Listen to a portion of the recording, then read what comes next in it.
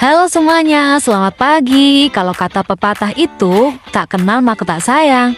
Maka dari itu, biar sayang, kami akan memperkenalkan diri kami dulu nih. Saya Yeni, saya Isma, dan saya Anissa.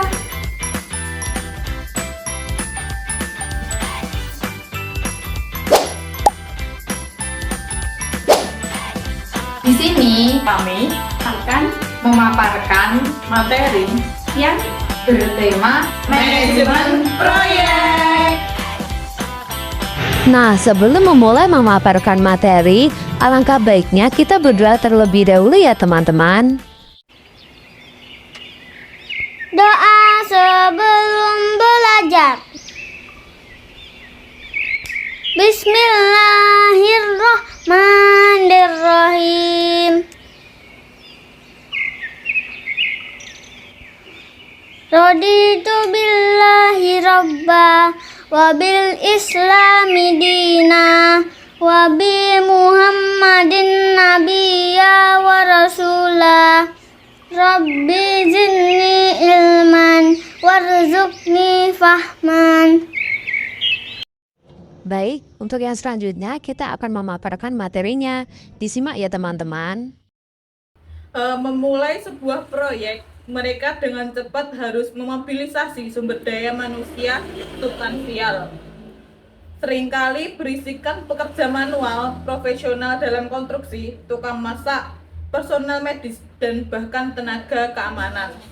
Tim manajemen proyeknya mengembangkan sebuah rantai pasokan untuk mengakses bahan material untuk membangun segala sesuatu dari pelabuhan hingga jembatan, bendungan, dan monorel. Organisasi proyek dalam perusahaan menangani pekerjaan-pekerjaan tersebut dan terkadang dibubarkan setelah proyek selesai. Baik, yang selanjutnya manajemen proyek melibatkan 3 fase. Yang pertama ada perencanaan. Fase ini meliputi penyiapan tujuan, penggambaran proyek, dan pengorganisasian tim. Yang kedua ada penentuan jadwal. Fase ini berkaitan dengan orang, uang, dan pasokan untuk aktivitas-aktivitas tertentu dan mengaitkan aktivitas satu sama lain. Yang ketiga ada pengendalian. Di sini, perusahaan mengawasi sumber daya, biaya, kualitas, dan anggaran. Hal ini juga mengubah rencana dan memindahkan sumber daya untuk memenuhi kebutuhan akan waktu dan permintaan biaya. Bisa dilihat pada gambar yang di sini. Baik, yang selanjutnya ada perencanaan proyek. Proyek bisa digambarkan sebagai serangkaian tugas terkait yang ditujukan kepada sebuah hasil utama. Dalam beberapa perusahaan, sebuah pengorganisasian proyek atau project organization dikembangkan untuk memastikan program yang ada saat ini tetap berlangsung dengan lancar dengan basis harian, sementara proyek baru selesai dengan berhasil. Untuk perusahaan-perusahaan dengan berbagai proyek besar, seperti sebuah perusahaan konstruksi, sebuah pengorganisasian proyek merupakan sebuah cara yang efektif melalui penugasan seorang dan sumber daya fisik yang diperlukan. Hal ini merupakan sebuah struktur organisasi yang temporer yang didesain untuk mencapai hasil dengan menggunakan pakar dari seluruh perusahaan. Baik, yang selanjutnya berikut pengorganisasian proyek yang dapat berguna untuk memenuhi syarat. Yang pertama, tugas pekerja bisa dijelaskan sesuai dengan tujuan yang spesifik dan tenggat waktu. Yang kedua, pekerjaan bersifat unik atau tidak umum bagi organisasi yang ada saat ini.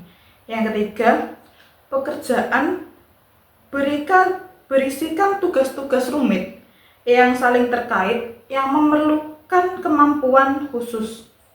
Yang keempat, proyek bersifat sementara namun penting bagi sebuah organisasi. Yang kelima, proyek mempersingkat lini di antara organisasi. Baik, Yang selanjutnya masalah etis yang dihadapi dalam manajemen proyek. Manajer proyek bukan hanya memiliki visibilitas yang tinggi, tetapi juga menghadapi masalah etis sehari-harinya.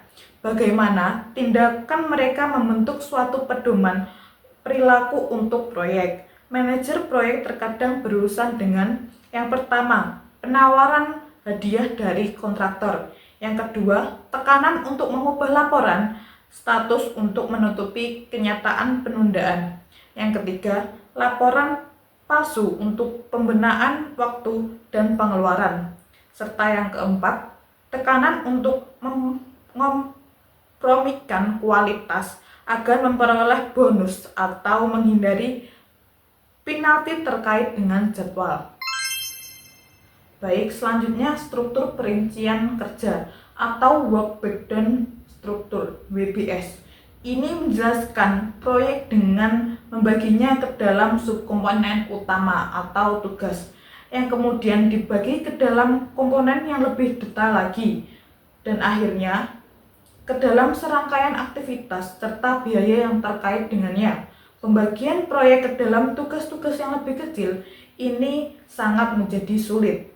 Tetapi hal itu penting bagi pengelolaan proyek dan bagi penentuan jadwal keberhasilan. Persyaratan besar bagi orang, pasokan, dan perlengkapan juga diestimasi dalam fase perencanaan ini. Baik, untuk materi selanjutnya yaitu penentuan jadwal proyek.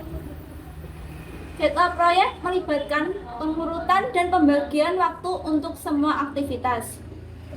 Pada tahap ini, manajer harus menghitung sumber daya yang dibutuhkan untuk setiap tahap produksi dan merencanakan kebutuhan personel berdasarkan kemampuan tertentu, seperti manajemen atau teknik serta kebutuhan material. Salah satu metode umum digunakan adalah grafik. Grafik ini membantu manajer dengan yang pertama yaitu merencanakan aktivitas, yang kedua mendokumentasikan urutan kinerja, yang ketiga mengestimasi dan mencatat waktu untuk setiap aktivitas, yang terakhir yaitu mengembangkan waktu keseluruhan proyek. Yang selanjutnya yaitu tujuan jadwal proyek. Itu ada 4 macam. Yang pertama, menunjukkan hubungan antar aktivitas dan keseluruhan proyek. Yang kedua, mengidentifikasi hubungan prioritas antar aktivitas. Yang ketiga, mendorong estimasi waktu dan biaya yang realistis. Yang keempat yaitu meningkatkan penggunaan sumber daya dengan mengidentifikasi kemacetan. Untuk materi yang selanjutnya yaitu pengendalian proyek. Pengendalian proyek melibatkan pengawasan ketat terhadap sumber daya, biaya, dan kualitas, serta penggunaan umpan balik untuk revisi rencana. Berbagai perangkat lunak seperti Primavera, Microsoft Project, dan lainnya menyediakan laporan rinci untuk membantu manajer proyek dalam mengelola dan mengendalikan proyek secara efektif. PRT dan CPM yang muncul pada 1950-an dirancang untuk membantu manajer dalam perencanaan dan pengendalian proyek yang kompleks. Untuk materi yang selanjutnya yaitu kerangka kerja PRT dan CPM. Kerangka kerja PRT dan CPM terdiri dari 6 langkah dasar. Yang pertama yaitu menentukan proyek dan menyusun struktur rincian kerja. Yang kedua yaitu mengembangkan hubungan antar aktivitas dan menentukan urutan pelaksanaannya. Yang ketiga, menggambarkan jaringan yang menghubungkan semua aktivitas. Yang keempat, menentukan estimasi waktu dan biaya untuk masing-masing aktivitas. Yang kelima, menghitung jalur kritis, yaitu jalur terpanjang dalam jaringan yang menentukan waktu penyelesaian proyek. Yang terakhir yaitu menggunakan jaringan untuk perencanaan, pengawasan, dan pengendalian proyek. Materi selanjutnya yaitu menentukan jadwal proyek. Kita perlu mengidentifikasi waktu awal dan akhir yang direncanakan untuk masing-masing aktivitas.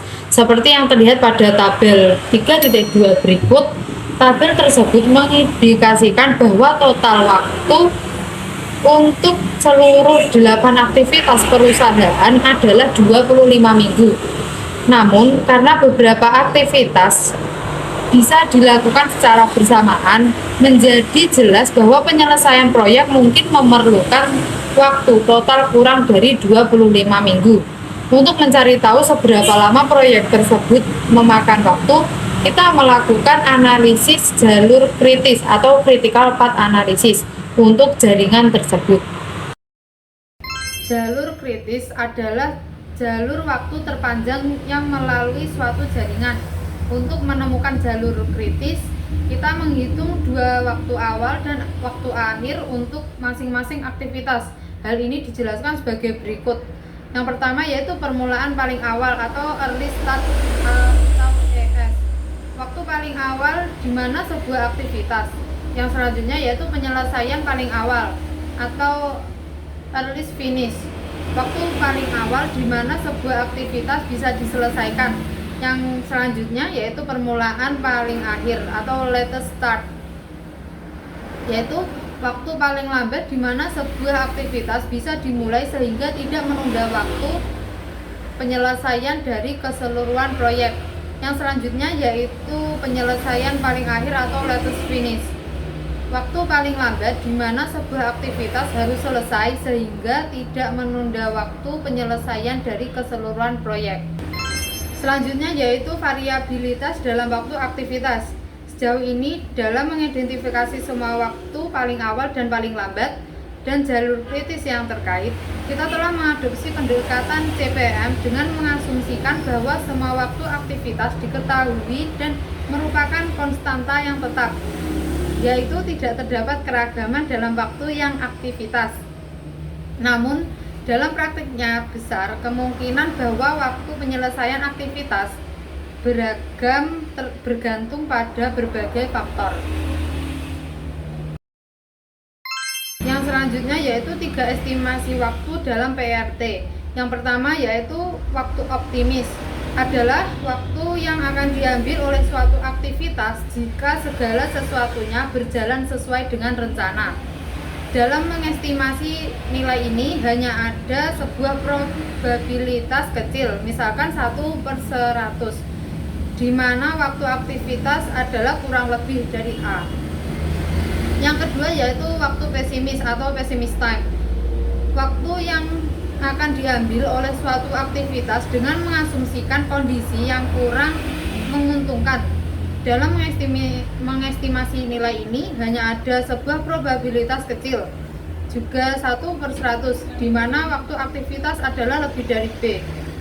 Yang ketiga yaitu waktu yang paling mungkin atau most likely time, yaitu estimasi waktu yang paling realistik yang diperlukan untuk menyelesaikan sebuah aktivitas.